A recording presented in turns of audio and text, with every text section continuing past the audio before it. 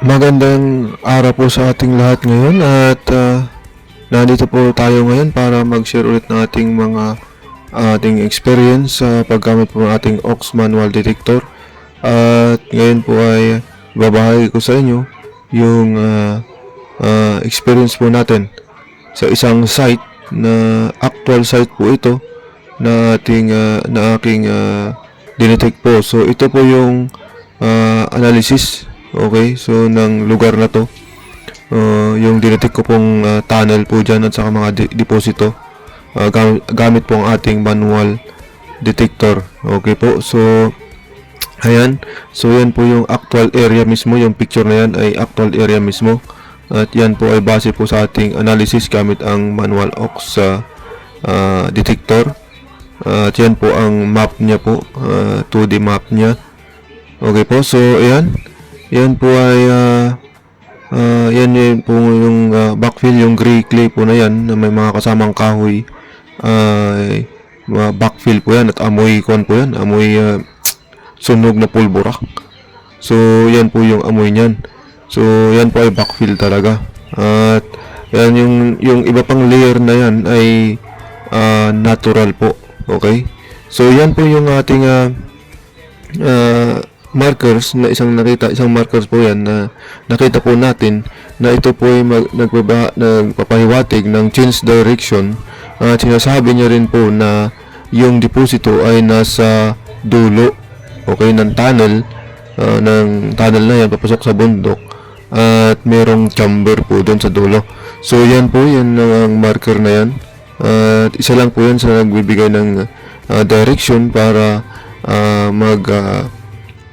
magtatanol po tayo pusok ng bundok. At sa gamit din po natin ng aux manual detector, nakita po natin talaga na merong papasok na tunnel papunta ng bundok. Okay, so yan po yung nakita po natin dyan. At sa mga gusto pong magpa-remap at magpa-scan sa kanilang area, ay pwede nyo lang po akong pwede pong tawagan niyo po yung contact number na naka-plus po dyan. So ayan, at yan nga po yung ating nakikita po natin. Yan ay yan po yung top view po ng ating na-scan po sa area na yan. Top view po yan. So ayan, yung crossing na po yan ay dyan po yung hinukay po namin. At actually po yan ay hinukay po namin ay original po yan. So nag-shortcut po kami, hindi kami dumaan sa entrance. So talagang 3 meters po yan talaga na wala kang makikitang marka, wala kang talagang nakikita mo yung layer po ng lupa sa bundok. At kabisado namin po yung layer ng lupa sa bundok ay natural talaga, 3 meters po yan. So malapit na pong huminto yung aking yung mga kasamaan po natin dyan na nagdig, kasi sabi nila original naman, wala namang pagbabago. Pero nung umabot kami ng mga malapit na sa 4 meters, siguro 3 to 4 meters, ayan, tumambad po sa kanila yung gray clay. Okay, at may kasama ng kahoy. So yan po, doon po nabuhayan po ng pag-asa ang aming mga kasamahan na ipagpatuloy. So yan po, so depende po yan. Minsan kung umasa tayo sa mga detector, minsan siguro nila po na accurate talaga yan at meron talaga siyang sinasabi. Okay, at yan po yung mga change direction na mga marka na nakita po natin, kaya nag-horizontal tunnel po tayo at kasama at may clue rin po tayo sa paggamit ng aux manual detector. So yan, nung papasok po na kami sa tunnel, ayan, meron po kaming nakitang poison marker. Yan po ay binasag na bato, bato tuloy, kahoy po yan. So binasag na kahoy na pinorma siyang close na pamaypay. Okay, pero mo hindi nabulok. So hindi niya nabubulok kasi dahil nga clay po yung nakapaligid sa kanya. At walang hangin na makapasok, kaya hindi mabubulok talaga yan.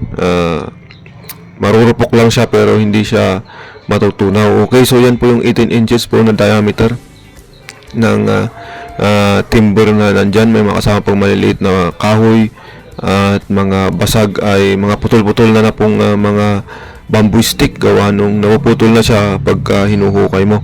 Okay, so yan mga bamboo stick po yan. And then tingnan po natin yung slow motion po niya.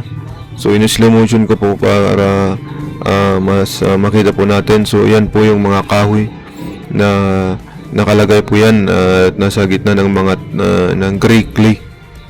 Okay, at yan po ay nakahalo. At yan po mga babato din.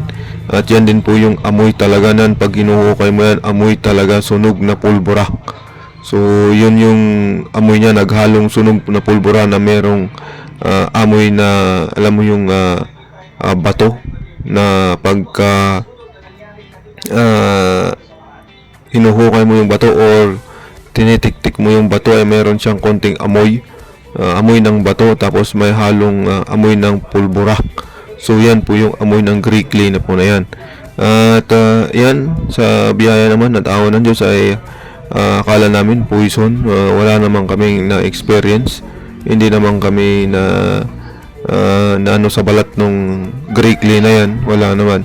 Pero mayroong inaabangan po tayong poison marker. So yun po, mag-iingat. So wag po padalos-dasos. So yan po, inunti-unti po natin yan. At yan po isang patunay din ng pag-detect po natin ng Aux manual locator or manual detector. So salamat din po sa pag-subscribe din po at saka pag-like sa ating channel. At ito po yung mga kahoy na nilabas dun sa tunnel na yun, papasok sa bundok. Mga kahoy, mga naging black na yan. Okay, so nagiging black yung kulay niya. So nung hinuhukay pa yan ay hindi siya black talaga totally. So may kulay siyang orange. Ayan. At pag nilabas mo na siya ay nagiging kuwan na siya, nagiging black. So yan po yung mga kahoy na ating natanggal po dyan sa tunnel na yan. At yan po ay nilabas natin.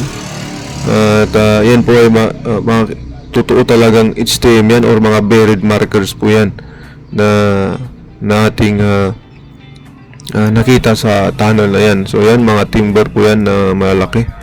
Yan, actually magkasama yan eh, dugtong po yan. So ayan yung mga kahoy din po na kasama. Yan yung mga maliliit na itim na yan ay mga kahoy po yan na nakapahalo po dyan sa gray clay na yan. So ayan, so maraming salamat po sa panonood sa ating video.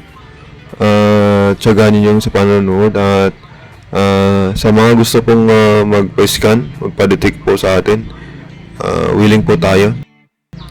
So kontakin po lang natin yung ating nakalagay dyan na number sa ating screen. So mag-usap po tayo para magkaroon po tayo ng connection. So maraming salamat po sa lahat, at salamat pa rin sa Diyos sa kanyang wisdom na binagkakaloob.